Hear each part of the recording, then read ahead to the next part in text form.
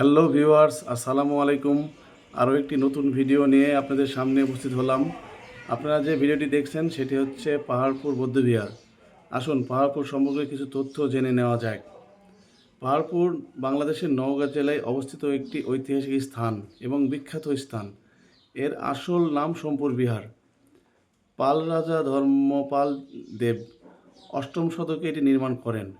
এটি সোমপুর মহাবিহার নামেও পরিচিত এবং এটি দক্ষিণ এশিয়ার বৃহত্তম বৌদ্ধ বিহারগুলোর মধ্যে অন্যতম। এই বিহারটি একটি বিশাল এলাকা জুড়ে বিস্তৃত এবং এর স্থাপত্যশৈলী বেশ আকর্ষণীয়। এখানে ইট এবং পাথর ব্যবহার করে বিভিন্ন ধরনের স্থাপত্য তৈরি করা হয়েছে। পাহাড়পুর শুধু একটি ধর্মীয় স্থান নয়, এটি একটি শিক্ষা কেন্দ্র ছিল। এখানে চীন, তিব্বত, মায়ানমার, ব্রহ্মদেশ, মালয়েশিয়া, ইন্দোনেশিয়া সহ বিভিন্ন দেশ থেকে বৌদ্ধ ভিক্ষুরা জ্ঞান অর্জন করতে আসতেন। 1879 সালে স্যার আলেকজান্ডার ক্যানিংহাম এর বিহারটি আবিষ্কার করেন।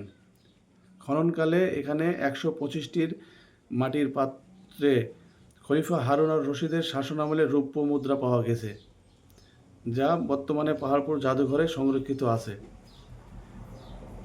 পাহাড়পুর বিহারটি ইউনেস্কোর বিশ্ব ঐতিহ্যবাহী স্থান হিসাবে তালিকাভুক্ত। এটি বাংলাদেশের একটি গুরুত্বপূর্ণ প্রত্নতান্ত্রিক স্থান হিসাবে পর্যটকদের জন্য একটি আকর্ষণীয় গন্তব্যস্থান।